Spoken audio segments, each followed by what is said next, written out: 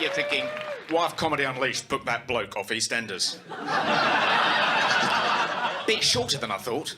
I often get that. People, when they see me, they often do a double take. I was coming out of the BBC the other day. There was an autograph hunter at the stage door, and he approached me, and then he had second thoughts.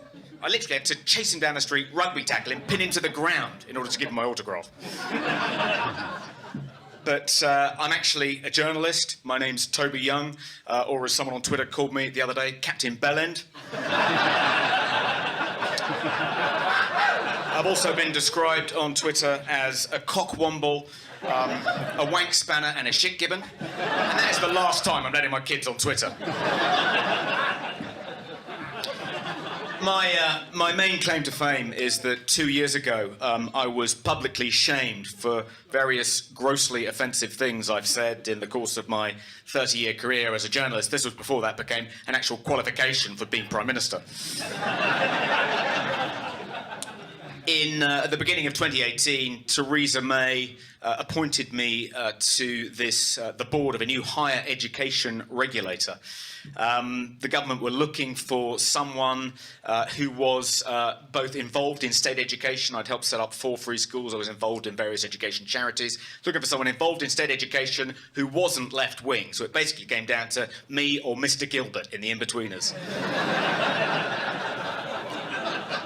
As soon as I was appointed, the witchfinder generals of the public square set to work sifting through everything I'd ever said or written in the course of my career, looking for material to be offended by, like little offence archaeologists. And it didn't take them long to find it. So in 2001, I wrote a piece for The Spectator called Confessions of a Porn Addict.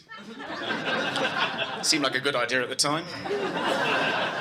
So someone screen grabbed that, put it on Twitter, and literally within an hour, headline in the Evening Standard, pressure mounts on Theresa May as university czar confesses to being porn addict. Thanks a lot, George Osborne. I thought you were a Tory. But it wasn't the stuff I'd written so much as the stuff I'd said on Twitter that really got me into trouble. So in 2010, during Red Nose Day, the BBC broadcast this really harrowing documentary about starving children in Africa, and this woman said on Twitter that she found it so upsetting she got through 5 boxes of Kleenex, to which I replied, me too, haven't wanked so much in ages.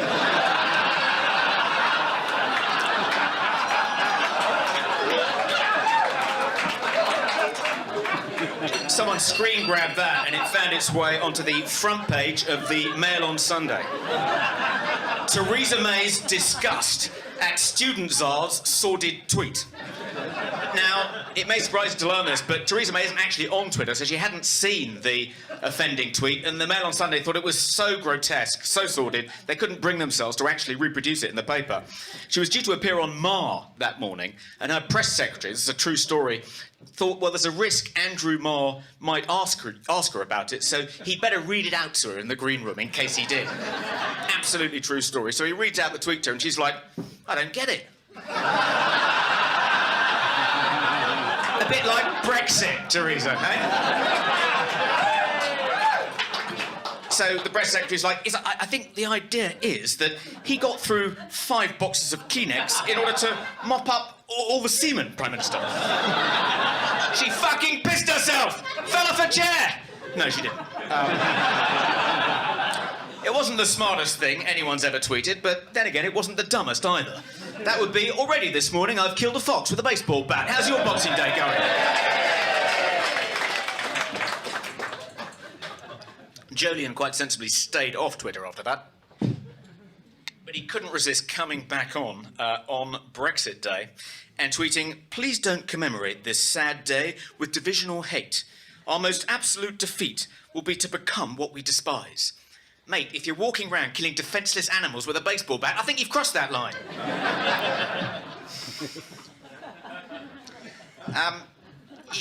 the weird thing about offence archaeology is, why do people go through your entire archive looking for material that they find genuinely offensive and upsetting, only to then disseminate it as widely as they can? Is the idea to try and upset and offend as many other people as possible?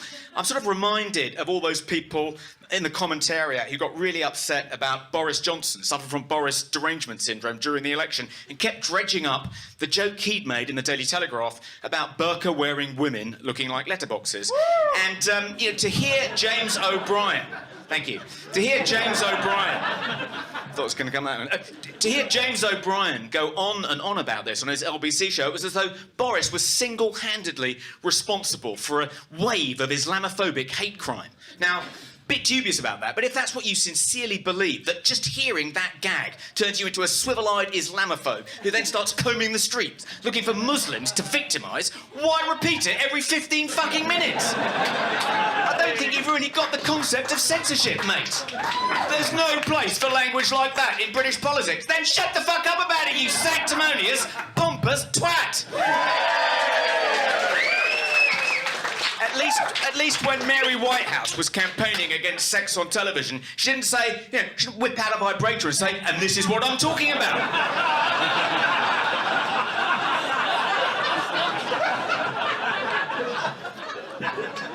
The only politician to stick up for me during the Office for Students imbroglio was Boris Johnson, who tweeted, "Ridiculous outcry over Toby Young. He will bring independence, rigour and caustic wit. Ideal man for the job." Now, Kathy Burke quote-tweeted that and wrote at the top, "He's a cunt and so are you." And Ben de Pere, the editor of Channel 4 News, liked that tweet. I mean, he now complains that Boris won't come onto his show. Mate, you literally called him a cunt. What do you expect? Anyway, after a week of being in the frame, my suitability for the role had been debated in Parliament.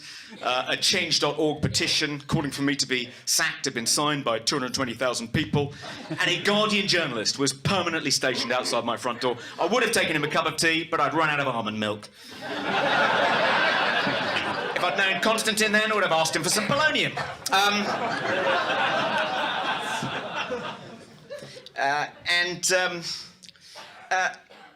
So I felt I had no choice but to stand down from the Office of Students, but I thought if I stand down, that'll draw a line under the whole affair and I can just carry on with my life, which is a bit like throwing a hunk of raw meat to a shoal of piranha fish in the hope that that will calm them down. It didn't. I then had to step down from the Free Schools charity I'd helped set up. I had to fall on my sword as a Fulbright commissioner, give up my position as an honorary fellow of Buckingham University, and stand back from my day job running an education charity. I literally lost 5 positions in a very short period of time, and I blamed it at the time on the fact that I am a white, heterosexual, cisgendered, Brexit-supporting, Tory-voting male. Like in the intersectional hierarchy of oppression, I'm an apex predator, a super gamer. But the truth is, I'm also a bit of a cunt.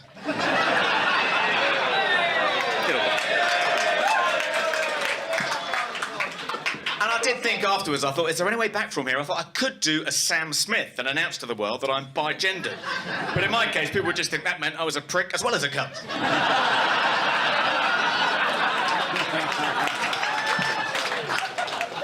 So 2 years later, I've essentially come to terms with the fact that somebody somewhere is always going to find something I've said offensive. But guess what? No one has a right not to be offended.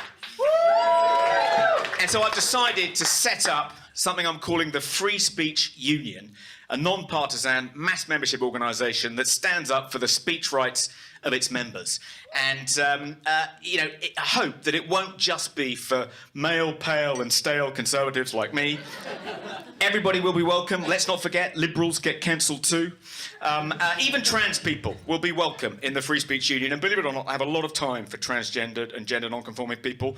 My great-grandfather, true story, my great-grandfather dressed up as a woman once. It was the only way he could get off the Titanic. Thank you, my name's Toby Young, let's